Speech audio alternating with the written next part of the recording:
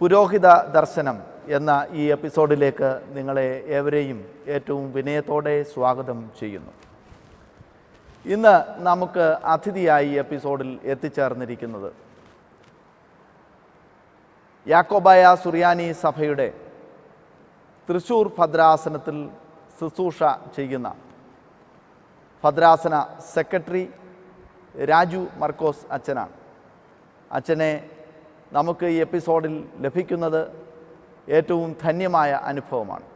അച്ഛൻ്റെ ശുശ്രൂഷകൾക്ക് എല്ലാ ധന്യതയും ആശംസിച്ചുകൊണ്ട് അച്ഛനെ ഏറ്റവും വിനയത്തോടെ നിങ്ങളുടെ എല്ലാവരുടെയും അനുവാദത്തോടെ ഈ എപ്പിസോഡിലേക്ക് സ്വാഗതം ചെയ്യുന്നു.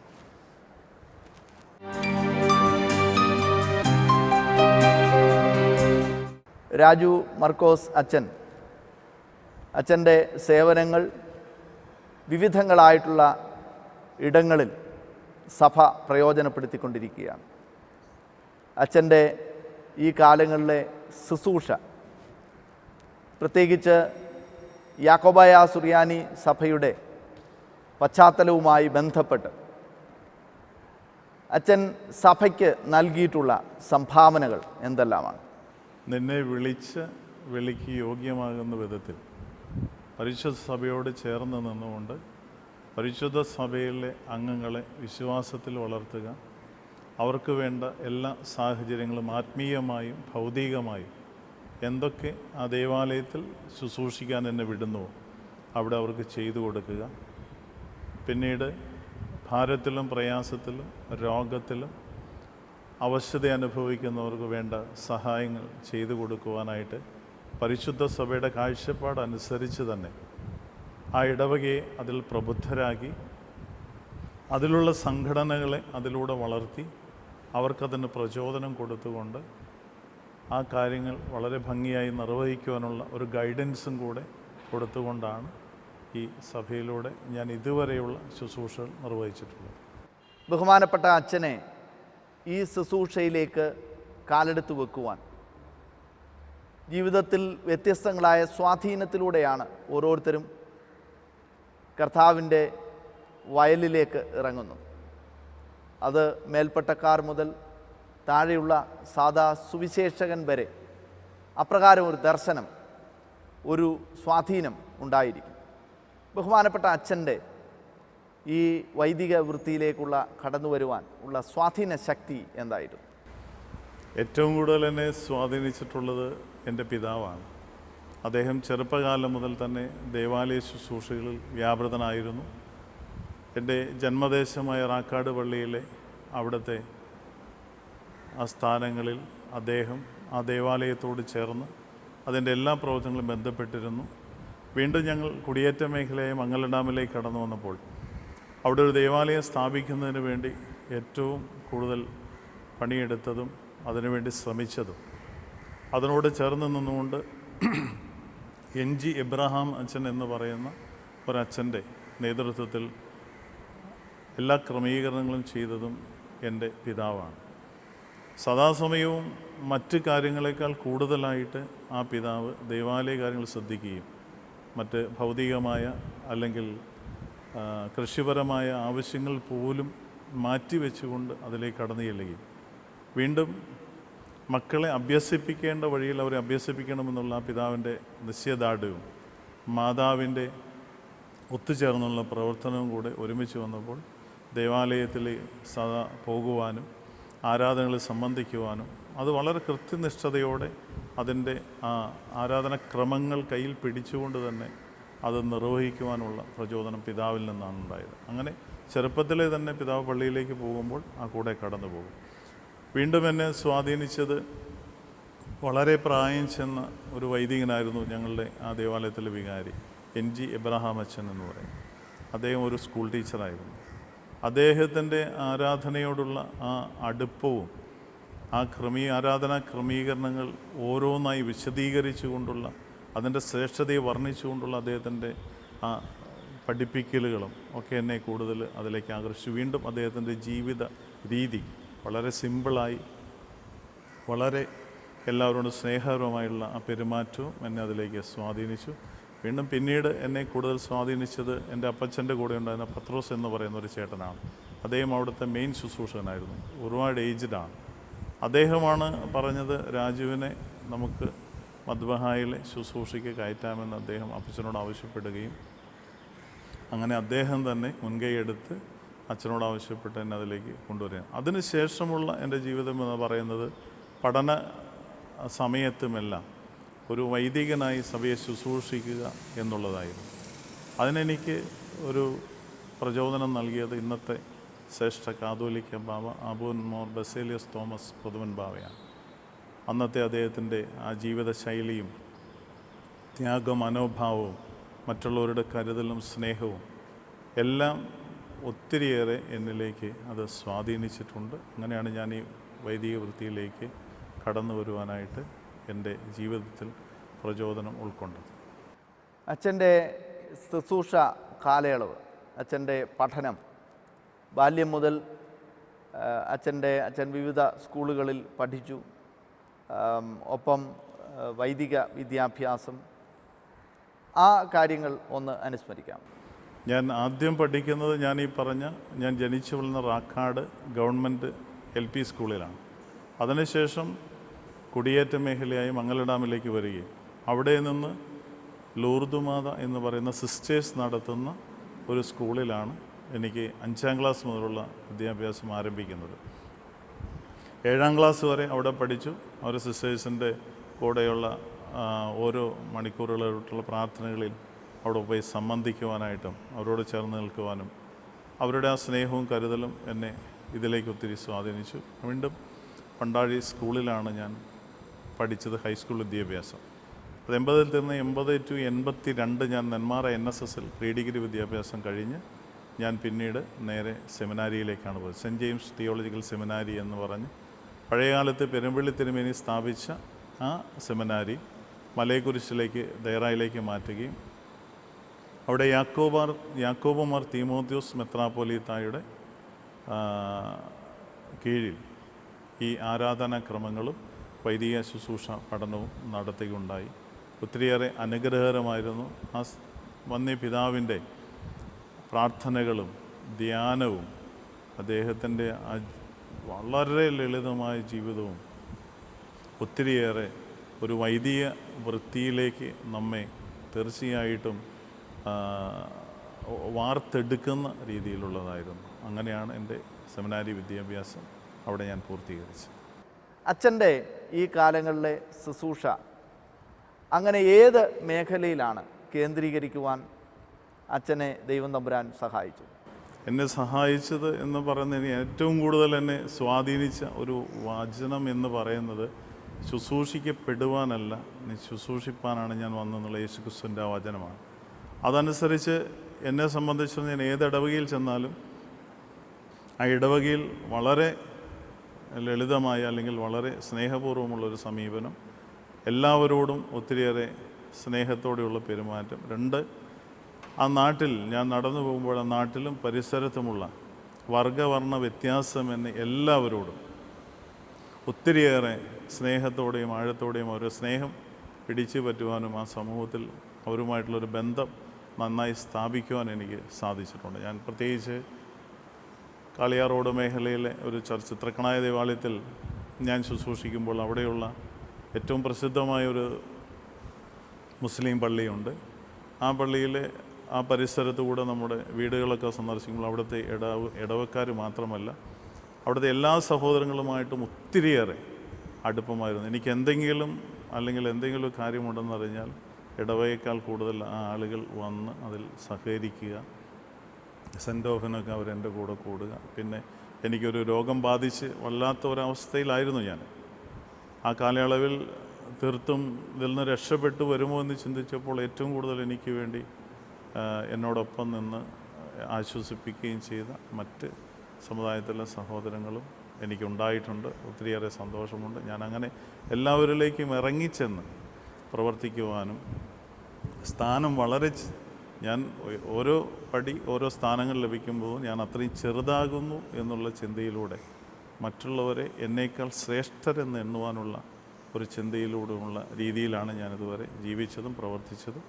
അതുകൊണ്ട് എനിക്ക് ഒത്തിരിയേറെ സന്തോഷമുണ്ട്. എല്ലാവരും സ്നേഹം അനുഭവിക്കാനും അത് ലഭിക്കുവാനും മറ്റുള്ളവരാൽ ഒരു അഹങ്കാരത്തിൻ്റെതായ ഒരു വേട് അച്ഛൻ അങ്ങനെയാണ് എന്നുള്ള ആ ഒരു വേട് പോലും ഉണ്ടാകാതെ ശ്രദ്ധിക്കാനായിട്ട് ഞാൻ ശ്രമിച്ചിട്ടുണ്ട്. അങ്ങനെയുള്ള ഒരു ശൈലിയാണ് എൻ്റെ. എല്ലാവരോടും മിങ്കിൾ ചെയ്യുക, എല്ലാവരെയും കരുതുക. തൃശ്ശൂർ ഭദ്രാസന സെക്രട്ടറി കൂടെയാണ് അച്ഛൻ. അച്ഛൻ്റെ ഈ ഔദ്യോഗിക മേഖല, പ്രത്യേകിച്ച് ഭദ്രാസനത്തെ സംബന്ധിച്ചുള്ള അച്ഛൻ്റെ ദർശനങ്ങൾ എന്തെല്ലാമാണ്? ഒപ്പം ഈ ഭദ്രാസനത്തിൽ എത്ര പള്ളികൾ, എത്ര വൈദികർ, മെത്രാപ്പോലിത്ത തിരുമേനിയോട് കൂടെ ചേർന്നുള്ള ഈ ശുശ്രൂഷ, അത് എപ്രകാരമാണ് അച്ഛൻ മുൻപോട്ട് കൊണ്ടുപോകുന്നത്? അഭിമന്യ പിതാവിൻ്റെ കീഴിൽ നിന്നുകൊണ്ട്, പിതാവിനോട് ചേർന്ന് നിന്നുകൊണ്ട്, പിതാവ് കൽപ്പിക്കുന്നതനുസരിച്ച് അതിൻ്റെ ഉയർച്ചയ്ക്ക് വേണ്ടി എത്രമാത്രം ശ്രമിക്കുവാൻ കഴിയുമോ അതെല്ലാം ഞാൻ ശ്രമിച്ചുകൊണ്ട് വരുന്ന ഒരു സാഹചര്യമാണ് ഇപ്പോഴുള്ളത്. ഭദ്രാസനത്തിലെ എല്ലാ വൈദികരെയും അല്ലെങ്കിൽ ഭദ്രാസനത്തിൻ്റെ ഓഫീസ് സംബന്ധമായ എല്ലാ കാര്യങ്ങളും അച്ഛന്മാരോ പള്ളിക്കാരോ ആവശ്യപ്പെട്ടാൽ വളരെ സുതാര്യമായി, വളരെ പെട്ടെന്ന് തന്നെ അവർക്കത് ചെയ്തു കൊടുക്കുവാനുള്ള ഒരു മനോഭാവത്തോടെ അവരെ ഒരു 1, 2 അല്ലെങ്കിൽ 3 പ്രാവശ്യങ്ങൾ നടത്താതെ എത്രയും വേഗം അവരാവശ്യപ്പെട്ട് രണ്ടാമത് ചോദിക്കുന്നതിന് മുമ്പ് അത് വളരെ കൃത്യമായി നിർവഹിച്ചു കൊടുക്കുവാനുള്ള ഒരു രീതിയിലുള്ള പ്രവർത്തനമാണ് ഇപ്പോൾ ഞാൻ പിതാവിൻ്റെ കൂടെ നിന്ന് ചെയ്തുകൊണ്ടിരിക്കുന്നത്. പിന്നീട് ഇപ്പോഴത്തെ ഭദ്രാസനത്തിൻ്റെ വളർച്ച എന്ന് പറയുന്നതിൻ്റെ ആസ്ഥാന നിർമ്മാണം ഏകദേശം 1 കോടി രൂപയോളം മുടക്കി പിതാവിൻ്റെ നേതൃത്വത്തിൽ തന്നെ അതിന് ഞങ്ങളുടേതായ വൈദികരുടേതായ കൈത്താങ്ങലുകളും സപ്പോർട്ട്സും ഉണ്ടെന്നുള്ള സാമ്പത്തികമായ എല്ലാ ക്രമീകരണങ്ങളും പിന്നെ പിതാവ് ചെയ്തു തന്നു. അതോടൊപ്പം നിന്നുകൊണ്ട് A to Z അതിൻ്റെ എല്ലാ വർക്കുകളും നന്നായി ചെയ്യുവാൻ തക്കവണ്ണം സപ്പോർട്ടീവായിട്ട് നിന്നു. അതിൽ 30ഓളം അച്ഛന്മാരിപ്പോൾ ഇവിടെ സർവീസ് ചെയ്യുന്നുണ്ട്. 30ഓളം പള്ളികളുമുണ്ട്. അവരെല്ലാം ഒറ്റക്കെട്ടായി നിന്ന് ഒരുമിച്ച് നിന്ന് അതോടൊപ്പം തന്നെ അവരെ ഒരുമിച്ച് നിർത്തി അവരിൽ ഒരുവനായി നിന്നുകൊണ്ട് അഭിമന്യ പിതാവിൻ്റെ കൂടെ പ്രവർത്തിക്കുന്ന ഒരു രീതിയിലാണ് ഞാനിപ്പോൾ ഈ കാര്യങ്ങൾ മുന്നോട്ട് കൊണ്ടുപോകുന്നത്. ഓഫീസ് കാര്യങ്ങളും സെക്രട്ടറി എന്ന നിലയിൽ ആ പദവി തീർച്ചയായിട്ടും മറ്റുള്ളവർക്ക് ഒത്തിരിയേറെ അനുകൂലങ്ങളും അതോടൊപ്പം തന്നെ അവരുടെ ആവശ്യങ്ങളുടെ മുമ്പിൽ വളരെ വ്യക്തമായ രീതിയിലുള്ള ഉത്തരങ്ങളും നൽകി ഒരുമിച്ച് ചേർത്ത് നിന്നുകൊണ്ട് ഒറ്റക്കെട്ടായി നിന്നുകൊണ്ട് മുന്നോട്ട് അതിൻ്റെ വളർച്ചയ്ക്ക് വേണ്ടി പ്രവർത്തിക്കുന്ന ഒരു രീതിയിലുമാണ് ഞാനിപ്പോൾ എൻ്റെ പദവി ഉപയോഗിച്ചുള്ള പ്രവർത്തനങ്ങൾ നടത്തിക്കൊണ്ടിരിക്കുന്നത്. ഈ ഭദ്രാസനത്തിൻ്റെ പ്രവർത്തനങ്ങൾ എന്തെല്ലാമാണ്? പ്രത്യേകിച്ച് ചാരിറ്റി മിഷൻ പ്രവർത്തനങ്ങൾ എന്തെല്ലാമാണ്? ഭദ്രാസനത്തിൻ്റെ മെത്രാപ്പോലീത്തയുടെ കാഴ്ചപ്പാട് തന്നെ കൂടുതലായി മറ്റുള്ളവരെ കരുതുക, അവശരെയും ആർത്തരെയും അല്ലെങ്കിൽ സൗകര്യങ്ങൾ എത്താത്തിടത്ത് കൂടുതൽ സൗകര്യങ്ങൾ എത്തിക്കുക എന്നുള്ള ഒരു ലക്ഷ്യമാണ് പിതാവിനുള്ളത്. അതോട് ചേർന്ന് നിന്നുകൊണ്ട് തന്നെ ഭക്തസംഘടനകളെല്ലാം വളരെ വ്യക്തമായി അഭിമന്യ പിതാവിൻ്റെ പുറകിൽ ശക്തമായി നിന്ന് അതിന് എല്ലാവിധ പ്രോത്സാഹനങ്ങളും കൈത്താങ്ങലുകളും കൊടുത്തുകൊണ്ടിരിക്കുകയാണ്. അരമന കൂദാശയുടെ ഭാഗമായി തന്നെ അട്ടപ്പാടിയിൽ വെളിച്ചമെത്താത്ത ഊരുകളിൽ ഇവിടെ ഇത്രയും വലിയൊരു അരമന കെട്ടിട സമുച്ചയം അവിടെ ഉണ്ടായപ്പോൾ അതിൻ്റെ ഉദ്ഘാടന ദിവസം മന്ത്രിമാരുടെ മുമ്പിൽ വെച്ച് തന്നെ പിതാവിൻ്റെ കാഴ്ചപ്പാടെന്ന് പറയുന്നത് അട്ടപ്പാടി പ്രദേശങ്ങളിൽ അവരുടെ ഊരുകളിൽ വെളിച്ചമെത്താത്ത സ്ഥലങ്ങളിൽ 100 വീടുകൾ വൈദ്യുതീകരിച്ച് അവർക്ക് വെളിച്ചം എത്തിച്ചുകൊണ്ട് അവരെയും മുൻപിലേക്ക് കൈപിടിച്ച് നടത്തുക എന്നുള്ള ലക്ഷ്യബോധത്തോടെ പിതാവ് പ്രവർത്തിക്കുന്നു. ഭദ്രാസനത്തിൻ്റെ പ്രവർത്തനങ്ങൾ അതിൻ്റെ ആദ്യപടി എന്ന നിലയിൽ കഴിഞ്ഞ നാളുകളിൽ 50 വീടുകൾ വൈദ്യുതീകരിച്ച് അവിടെ അവർക്ക് വെളിച്ചം നൽകിക്കഴിഞ്ഞു. അതോടൊപ്പം തന്നെ ആദിവാസി ഊരുകളിൽ പഠിക്കുവാനായിട്ട് സാമ്പത്തികമായി ബുദ്ധിമുട്ടുന്ന ആ കുഞ്ഞുങ്ങളെ കണ്ടെത്തി അവർക്ക് പഠനോപകരണങ്ങൾ കഴിഞ്ഞ അഭിമന്യ പിതാവ് എന്ന് ചാർജ് എടുത്തോ തൃശ്ശൂർ അന്ന് മുതൽ അത് ചെയ്തുകൊണ്ടിരിക്കുകയാണ്. മറയൂരിൻ്റെ ദേശങ്ങളിൽ യൂത്ത് അസോസിയേഷൻ്റെ വൈസ് പ്രസിഡൻറ്റും ആയ ജെയ്സലച്ഛൻ്റെ നേതൃത്വത്തിൽ ഇപ്പോൾ വൈസ് പ്രസിഡൻ്റായിരിക്കുന്ന ബേസിലച്ഛൻ്റെ നേതൃത്വത്തിൽ അഭിമന്യ പിതാവിനോടുകൂടെ ആ ഊരുകളിൽ കടന്നു ചെന്ന് അവർക്ക് ഭക്ഷണ സാധനങ്ങൾ, പഠനത്തിനാവശ്യമായ ബാഗുകൾ, അങ്ങനെയുള്ള എല്ലാ കാര്യങ്ങളും ചെയ്തുകൊണ്ടിരിക്കുകയാണ്. അപ്പോൾ പിതാവിൻ്റെ കാഴ്ചപ്പാടോട് ചേർന്ന് തന്നെ ഞങ്ങളും ഒരുമിച്ച് പ്രവർത്തിക്കുകയാണ്. തീർച്ചയായിട്ടും നാം ഒരു സുഖം അനുഭവിക്കുന്നുവെങ്കിൽ അത് മറ്റുള്ളവർക്കും അർഹതപ്പെട്ടതാണ് എന്നുള്ള ആ വലിയ ലക്ഷ്യബോധത്തോടെ തന്നെ ചാരിറ്റിക്ക് മുൻഗണന കൊടുത്തുകൊണ്ടുള്ള പ്രവർത്തനമാണ് തൃശ്ശൂർ ഭദ്രാസനം ഇപ്പോൾ കാഴ്ചവെച്ചുകൊണ്ടിരിക്കുന്നത്. അതിന് അഭിമന്യ പിതാവ് ഒത്തിരിയേറെ കഷ്ടപ്പെടുന്നുണ്ട്. ആ പ്രവർത്തനങ്ങളെല്ലാം വളരെ ശ്ലാഘനീയമാണ്. അതിനോട് ചേർന്ന് നിൽക്കുമ്പോൾ ഒരു വൈദികർ എന്നുള്ള നിലയിൽ ഞങ്ങൾക്ക് ഒത്തിരി സന്തോഷമുണ്ട്. കാരണം ഞങ്ങളുടെ കാഴ്ചപ്പാട് അതായിരിക്കും. ക്രിസ്തു കൽപ്പിച്ച കാഴ്ചപ്പാടിലൂടെയാണല്ലോ ആ യാത്ര എന്നുള്ളത് ഞങ്ങളെ ഒത്തിരി സന്തോഷിപ്പിക്കുന്നുണ്ട്. അച്ഛൻ്റെ പ്രത്യേകിച്ച് ഈ ഭദ്രാസനത്തിൻ്റെ പ്രവർത്തനങ്ങളിൽ നമുക്ക് ഏതൊക്കെ തരത്തിലുള്ള സ്ഥാപനങ്ങളാണ്, വിവിധങ്ങളായിട്ടുള്ള സ്ഥാപനങ്ങൾ എല്ലാ സഭകൾക്കുമുണ്ട്, പ്രത്യേകിച്ച് ഭദ്രാസനങ്ങൾക്കുണ്ട്. നമ്മളുടെ ഏരിയ ഓഫ് ഫോക്കസ് അല്ലെങ്കിൽ വർക്ക് സ്പിയേഴ്സ് ഏതെല്ലാമാണ്?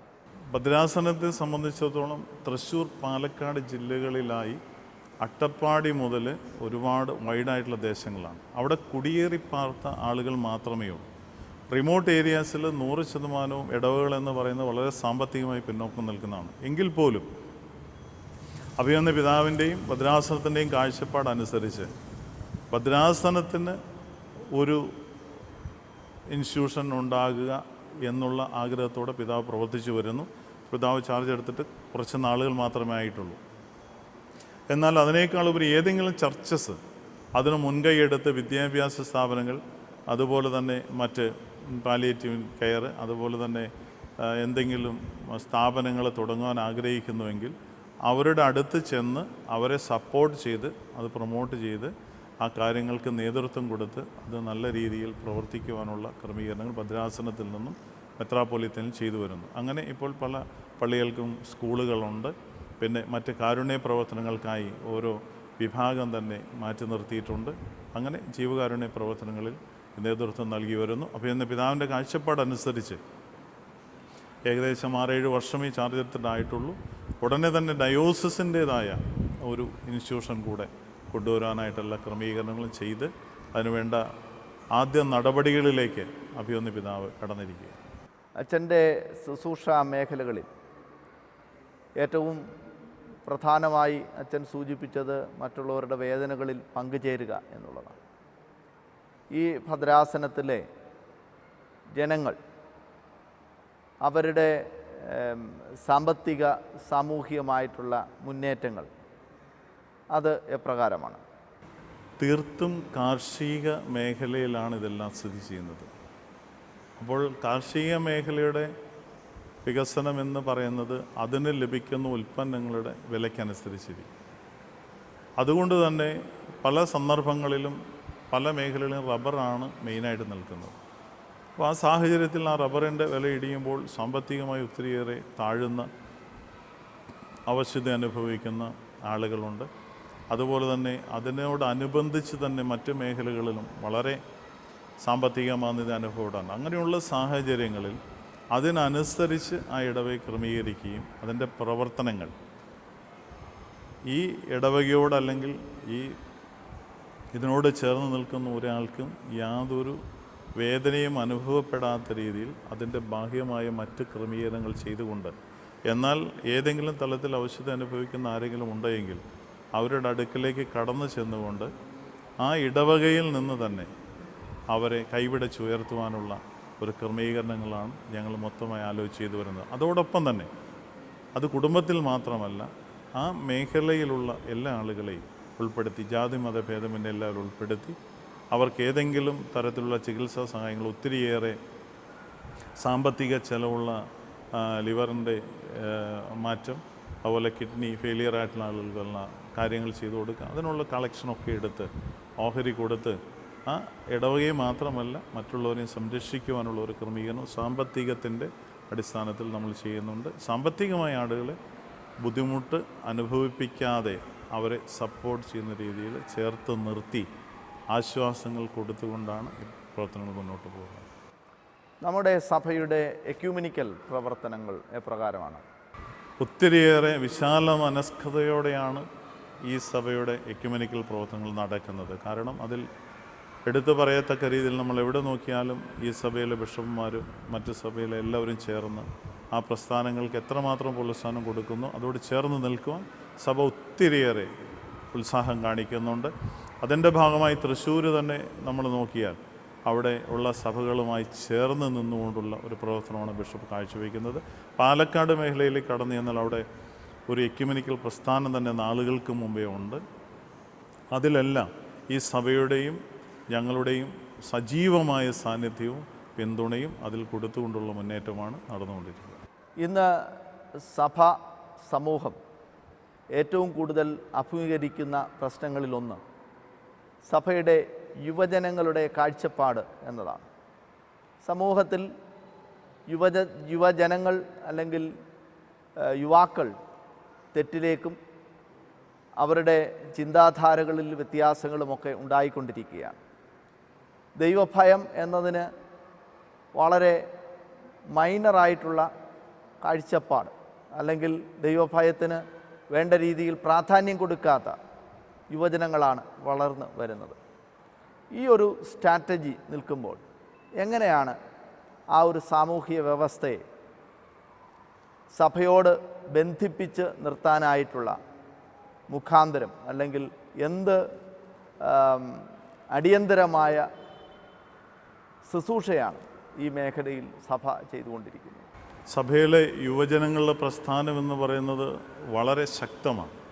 ഇന്ന് തൃശ്ശൂരിനെ സംബന്ധിച്ചിടത്തോളം ആ യുവജന പ്രസ്ഥാനം വളരെ ശക്തമായ രീതിയിൽ ഓരോ ഇടവകളിലും അതിൻ്റെ യൂണിറ്റുകൾ ക്രമീകരിച്ച് അതിനെ വീണ്ടും ഓരോ മേഖലകളായി ക്രമീകരിച്ച് അതിന് ഓരോ അച്ഛന്മാരെ നൽകി വീണ്ടും ഡയോസിസ് തലത്തിൽ അതിൻ്റെ കോർഡിനേഷൻ നടത്തി അതിന് ഇന്നത്തെ തലമുറയ്ക്കുണ്ടാകുന്ന ഭവിഷ്യത്തുകളെ വളരെ വ്യക്തമായി വരച്ച് കാണിച്ച് ഒരാത്മീയമായ പ്രചോദനങ്ങൾ കൊടുത്തുകൊണ്ടും ആത്മീയമായ ഉപദേശങ്ങൾ കൊടുത്തുകൊണ്ടും അതോടൊപ്പം തന്നെ ഭൗതിക തലത്തിലുണ്ടാകാവുന്ന എല്ലാ മോശമായ മ്ലേച്ഛകരമായ പ്രവൃത്തികളെയും അവർക്ക് ചൂണ്ടിക്കാണിച്ചു കൊടുത്തുകൊണ്ട് നന്മയെയും തിന്മയെയും വളരെ വ്യക്തമായി വിവേചിച്ചറിയുവാനുള്ള ഒരു ശക്തമായ ക്രമീകരണം അവരിലേക്ക് ഇട്ടുകൊടുത്തുകൊണ്ട് അവരിൽ നിന്ന് ഏത് വേണമെന്നുള്ള ചിന്ത അവരിൽ തന്നെ ഉരുത്തിരിച്ച് അവരെ ഈ മാർഗത്തിലേക്ക് കൊണ്ടുവരുന്ന ഒരു പ്രവർത്തന ശൈലിയാണ് ഇന്ന് കാഴ്ചവെച്ചുകൊണ്ടിരിക്കുന്നത്. ക്രിസ്തു തൻ്റെ പരസ്യശുശ്രൂഷ വേളയിൽ ഏത് സ്ഥലത്ത് ചെല്ലുന്നുവോ ആ സ്ഥലത്ത് ചെല്ലുന്ന ആളുകൾക്ക് മനസ്സിലാകാവുന്ന രീതിയിലുള്ള ഉപദേശങ്ങളും ഉപമകളുമാണ് കൊടുത്തുകൊണ്ടിരുന്നത്. ഇപ്പോൾ തീർച്ചയായിട്ടും ഒരു ബിസിനസ് മേഖലയിൽ ചെന്ന് കഴിഞ്ഞിട്ട് അവരോട് കൃഷിയെക്കുറിച്ച് പറഞ്ഞിട്ട് കാര്യമില്ല. കൃഷിസ്ഥലത്ത് ചെന്നിട്ട് ബിസിനസ്സിനെ കുറിച്ച് പറഞ്ഞിട്ട് കാര്യം. ക്രിസ്തു വളരെ വിതക്കാരൻ്റെ ഉപമ തന്നെ നമുക്ക് വളരെ വ്യക്തമാണ്. അവിടെ കൃഷിക്കാരാണ്. അപ്പോൾ വിതയെക്കുറിച്ചും അത് നല്ല നിലത്ത് വീഴുന്ന വിത്തിനെക്കുറിച്ചും അതിൽ വളരുന്നതിനെക്കുറിച്ചും മുള്ളുകൾക്കിടയിലോ മറ്റ് തലങ്ങൾക്കിടയിലോ പാറയിലോ ഉണ്ടാകുന്ന ഭവിഷ്യത്തുകളെക്കുറിച്ചും ക്രിസ്തു വളരെ സിമ്പിളായി അവർക്ക് പറഞ്ഞു കൊടുത്തു. അതുപോലെ തന്നെയാണ് യുവജന പ്രസ്ഥാനത്തിൻ്റെ കോർഡിനേറ്റർമാരായ ബഹുമാനപ്പെട്ട വൈദികരോടെയുണ്ട്. അവരോട് ചേർന്ന് നിന്നുകൊണ്ട് ആ യുവാക്കളെ എങ്ങനെ നമ്മിലേക്ക് ആകർഷിക്കാം. ഇന്നത്തെ തലമുറ, അച്ഛൻ്റെ ചോദ്യം വളരെ പ്രസക്തമാണ്. ഇന്നത്തെ തലമുറ എന്ന് പറയുന്നത് തെറ്റിലേക്ക് മാത്രം ചൂണ്ടുന്നതാണ്. അവരെ എങ്ങനെ ആകർഷിക്കാം? ഒരു ആത്മീയ പ്രസംഗത്തിലൂടെയോ ധ്യാനത്തിലൂടെയോ മാത്രം അവരെ നമ്മിലേക്ക് അടുപ്പിക്കുക എന്നുള്ളതാണ്. അപ്പോൾ അവർക്ക് ഇഷ്ടകരമായ കായിക വിനോദങ്ങൾ നമ്മൾ നൽകിക്കൊണ്ട് അവരെ നമ്മോടൊപ്പം ചുറ്റും നിർത്തി അതിലൂടെ അവരെ നമ്മുടെ ആത്മീയ ഉപദേശങ്ങൾ അവരുടെ ഉള്ളിലേക്ക് ക്രിസ്തു ഉപമ പറഞ്ഞു കൊടുത്ത പോലെ ആത്മീയ ഉപദേശങ്ങളും നിർദ്ദേശങ്ങളും പറഞ്ഞു കൊടുത്തുകൊണ്ട് അവരെ നമ്മുടെ ഈ ചങ്ങലയിൽപ്പെട്ട കണ്ണിയായി കോർത്തിണക്കിക്കൊണ്ട് അറ്റുപോകാതെ അവരെ മാക്സിമം സഭയ്ക്ക് പ്രയോജനകരമായ രീതിയിൽ സമൂഹത്തിന് പ്രയോജനകരമായ രീതിയിൽ വളർത്തിയെടുക്കുവാനുള്ള ക്രമീകരണം വളരെ ശക്തമായി ആവിഷ്കരിച്ച് മുന്നോട്ട് പോകുന്ന ഒരു ഭദ്രാസനമാണ് തൃശ്ശൂർ ഭദ്രാസനം. സമൂഹത്തിൽ മൂല്യച്യുതി സംഭവിച്ചുകൊണ്ടിരിക്കുന്നു. എവിടെയാണ്, എന്ത് ഭാരമാണ് നമുക്ക് സമൂഹത്തെ സംബന്ധിച്ചുള്ളത്? മൂല്യച്യുതിയെ സംബന്ധിച്ച് സഭയ്ക്ക് വേവലാതി ഉള്ളതുകൊണ്ട് അതിൽ കൂടുതൽ ഊന്നൽ കൊടുത്തുകൊണ്ട് വരുന്ന തലമുറയെ വളർത്തിയെടുക്കുവാനുള്ള എല്ലാ ക്രമീകരണങ്ങളുമാണ് ഇന്ന് ചെയ്തുകൊണ്ടിരിക്കുന്നത്. മൂല്യച്യുതിയുടെ കാര്യം നമ്മൾ പ്രസ്താവിക്കുമ്പോൾ സഭയാണോ അല്ലെങ്കിൽ നമ്മുടെ സാമൂഹ്യ ചുറ്റുപാടാണോ അതിന് ഉത്തരവാദി? ആ മൂല്യച്യുതിക്ക് സഭ കാണുന്ന കാരണം എന്താണ്? ഒരാളെ അല്ലെങ്കിൽ ഒരു സമൂഹത്തെയോ മറ്റൊരാളെയോ കുറ്റപ്പെടുത്തുവാൻ നമുക്ക് ആർക്കും ഇന്ന് സാധ്യമല്ല. കാരണം ഇത് നാം ഉൾപ്പെട്ട സമൂഹമാണ്, സഭയാണെങ്കിൽ പോലും സമൂഹത്തിലൊരു മെമ്പറാണ് നമ്മൾ. ആക്ച്വലി അതിൽ നിന്ന് കൈ കഴുകി മറ്റുള്ളവനെ കുറ്റപ്പെടുത്തി നാം നീതീകരിക്കുന്ന ഒരു ശൈലി ഒരിക്കലും ഈ സഭയ്ക്കില്ല. അതുകൊണ്ട് ഇവിടെ സംഭവിക്കുന്നതെല്ലാം എൻ്റെയും അല്ലെങ്കിൽ മറ്റുള്ളവരുടെയും കൂട്ടത്തിൽ നിന്ന് വരുന്നതാണെന്ന് മനസ്സിലാക്കിക്കൊണ്ട് ഇത് നമുക്ക് എല്ലാവർക്കും സംഭവിക്കുന്നതാണ്, അല്ലാതെ ഒരു വ്യക്തിയുടെ പേരിലല്ല എന്ന് മനസ്സിലാക്കി അതിനെ ഒന്നായി കണ്ടുകൊണ്ട് അതിൽ നിന്ന് ഒരു വിടുതൽ എങ്ങനെ കൊടുക്കണമെന്നുള്ള ചിന്തയാണ് സഭയ്ക്കുള്ളത്. അച്ഛൻ്റെ ഏറ്റവും വിലപ്പെട്ട സമയം വേർഡ് ടു വേൾഡ് ചാനലിൻ്റെ ഈ എപ്പിസോഡിനോടൊപ്പം ചിലവഴിക്കുകയും അച്ഛൻ്റെ കാഴ്ചപ്പാടുകൾ, സുവിശേഷ ഗന്ധിയായിട്ടുള്ള അനുഭവങ്ങൾ പങ്കുവയ്ക്കുവാൻ അച്ഛൻ കാണിച്ച സൗമനസ്യത്തിന് 1000 നന്ദിയും സ്നേഹവും വേർഡ് ടു വേൾഡ് ചാനലിൻ്റെ പേരിലുള്ള ഭാവുകങ്ങളും നേരുന്നു. അച്ഛൻ്റെ ശുശ്രൂഷകൾക്ക് എല്ലാ നന്മകളും ദൈവം തമ്പുരാൻ നൽകട്ടെ എന്ന് ആത്മാർത്ഥമായി പ്രാർത്ഥിക്കുന്നു. ഇന്ന് നമ്മോടൊപ്പം സംവാദിച്ചത് തൃശ്ശൂർ യാക്കോബായ ഭദ്രാസനത്തിൻ്റെ സെക്രട്ടറിയായി ശുശ്രൂഷ ചെയ്യുന്ന രാജു മർക്കോസ് അച്ഛനാണ്. അച്ഛൻ്റെ ജീവിതവും അച്ഛൻ്റെ സുവിശേഷ ദർശനങ്ങളും അച്ഛൻ്റെ പ്രവർത്തനങ്ങളുമൊക്കെ ഈ ഇൻ്റർവ്യൂവിൽ പ്രതിഫലിച്ചു. അത് നമ്മളുടെ ഉള്ള് തുറക്കുകയും ക്രിസ്തുവിനു വേണ്ടി വീണ്ടും നിലനിൽക്കുവാൻ വളരെ ആനുകാലികമായി നാം യേശുവിനു വേണ്ടി എങ്ങനെ രൂപപ്പെടണം എന്നുള്ളത് നമ്മെ ഓർമ്മിപ്പിക്കുകയും ഒപ്പം ആ ഉത്തരവാദിത്വം എൻ്റെ ചുമലിലേക്കുമുണ്ട് എന്ന് ഓർമ്മിപ്പിക്കുകയും ചെയ്യുന്ന അച്ഛൻ്റെ സധീരമായ വാക്കുകൾക്ക് 1000 നന്ദി പറയുന്നു. അച്ഛൻ്റെ ശുശ്രൂഷകളെ ദൈവം തമ്പുരാൻ മാനിക്കട്ടെ എന്ന് ആത്മാർത്ഥമായി പ്രാർത്ഥിക്കുന്നു. പുതിയ എപ്പിസോഡിൽ നാം വീണ്ടും ഒരു പുരോഹിത ശ്രേഷ്ഠനുമായി കണ്ടുമുട്ടും വരെയും ദൈവം തമ്പുരാൻ നാം ആയിരിക്കുന്ന ഇടങ്ങളിൽ നമ്മെ അനുഗ്രഹിച്ച് സൂക്ഷിക്കട്ടെ എന്ന് ആത്മാർത്ഥമായി പ്രാർത്ഥിക്കുന്നു.